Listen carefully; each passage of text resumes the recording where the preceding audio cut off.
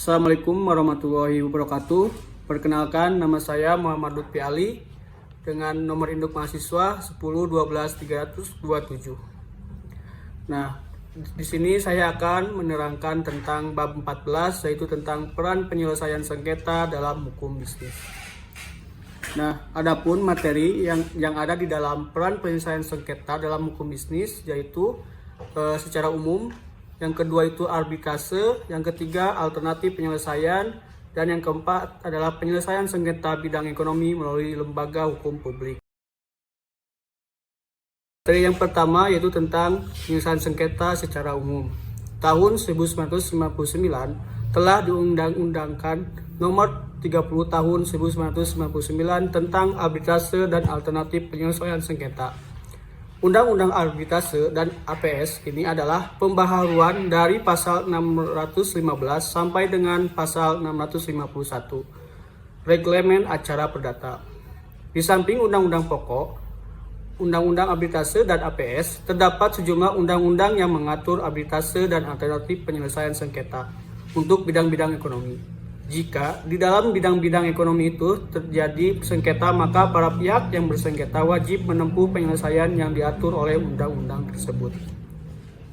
Nah, undang-undang yang selain undang-undang pokoknya itu adalah yang pertama arbitrase, mediasi dan lembaga penyelesaian perselisihan industrial, atau Undang-Undang tentang Ketenagakerjaan Nomor 25 Tahun 1997. Yang kedua, arbitrase dan musyawarah untuk mencapai mufakat di antara para pihak yang berselisih diatur dalam Undang-Undang tentang Perdagangan Berjangka Komoditi Nomor 32 Tahun 1997.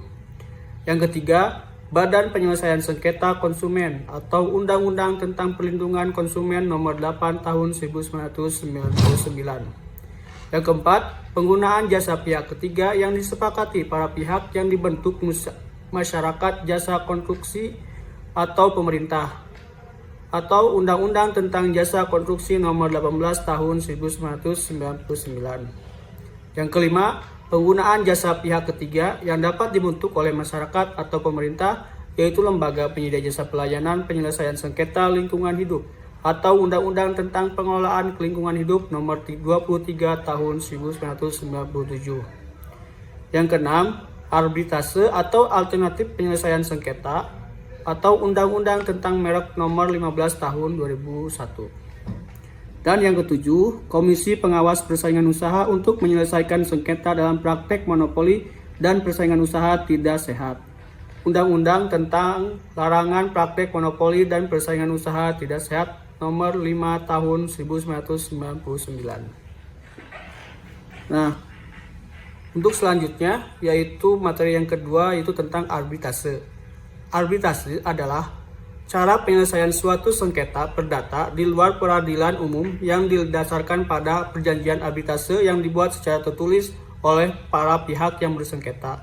Ini diatur dalam pasal 1 ayat 1 Undang-Undang Arbitrase dan APS. Perjanjian arbitrase adalah suatu kesepakatan berupa klausul arbitrase yang tercantum dalam perjanjian tertulis yang dibuat para pihak sebelum timbul sengketa, atau suatu perjanjian arbitrase tersendiri yang dibuat para pihak setelah timbul sengketa. Nah, beberapa pertimbangan untuk membentuk lembaga arbitrase adalah sebagai berikut. Yang pertama, berdasarkan peraturan perundang-undangan yang berlaku, penyelesaian sengketa ekonomi di samping dapat dilakukan ke peradilan umum, juga terbuka kemungkinan penyelesaian sengketa ekonomi diajukan melalui arbitrase dan alternatif penyelesaian sengketa. Nah, yang kedua, peraturan perundang-undangan yang kini berlaku untuk penyelesaian sengketa melalui arbitrase sudah tidak sesuai lagi dengan perkembangan dunia usaha dan hukum pada umumnya. Pada umumnya, lembaga arbitrase mempunyai kelebihan dibanding dengan lembaga peradilan umum. Kelebihan tersebut adalah: yang pertama, dijamin kerahasiaan sengketa para pihak.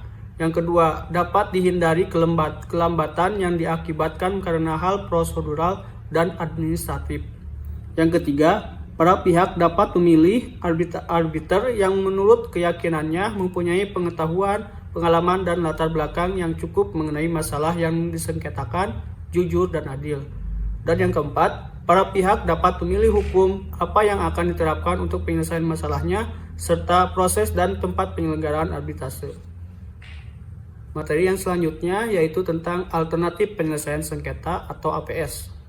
APS adalah lembaga penyelesaian sengketa atau beda pendapat melalui prosedur yang disepakati para pihak, yakni penyelesaian di luar pengadilan dengan cara konsultasi, negosiasi, konsiliasi, atau penilaian ahli.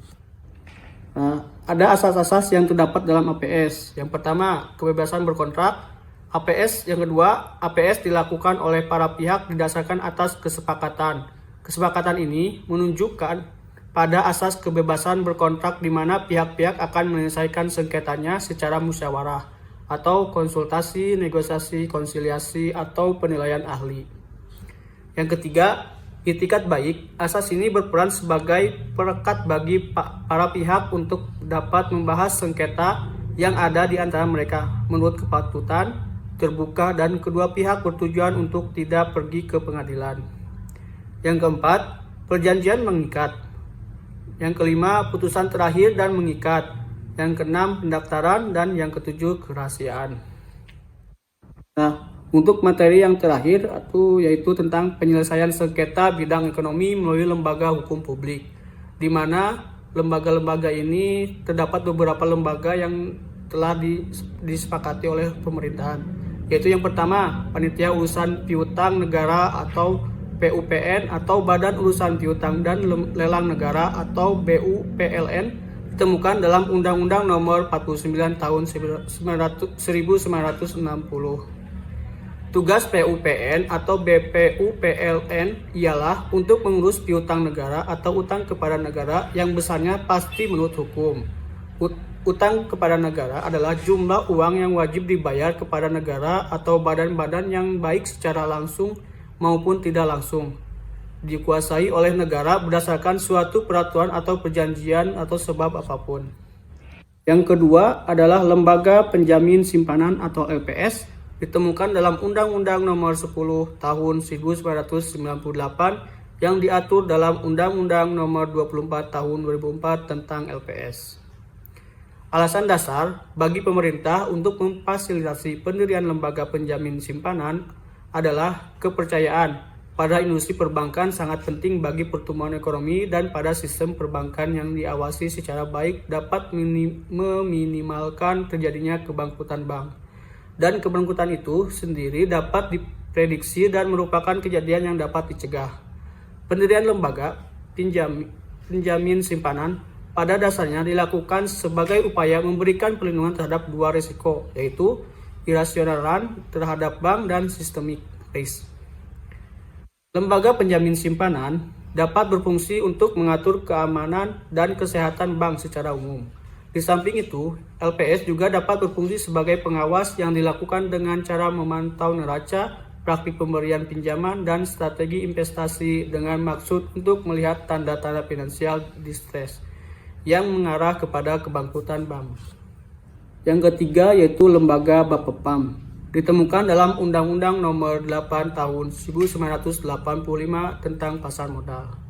Undang-Undang Nomor 8 Tahun 1995 atau Undang-Undang Pasar Modal memberikan tugas kepada Bapepam, antara lain untuk membina, mengatur, dan mengawasi kegiatan sehari-hari pasar modal yang bertujuan untuk mewujudkan terciptanya kegiatan pasar modal yang teratur, wajar, dan efisien, serta melindungi kepentingan pemodal dan masyarakat.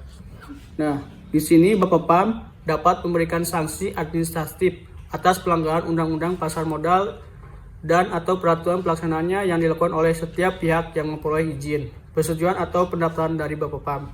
Adapun bentuk sanksi administratif yaitu adalah peringatan tertulis, yang kedua ada denda, yang ketiga itu ada pembatasan, pembekuan, dan pencabutan kegiatan usaha. Yang ketiga adalah pembatalan persetujuan, dan yang keempat adalah pembatalan pendaftaran.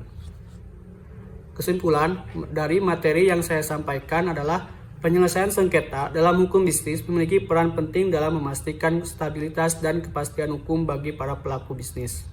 Penyelesaian sengketa dalam hukum bisnis memainkan peran kunci dalam menjaga kelancaran aktivitas bisnis, mengurangi resiko, dan memastikan bahwa setiap perselisihan dapat diselesaikan dengan cara yang adil dan efisien.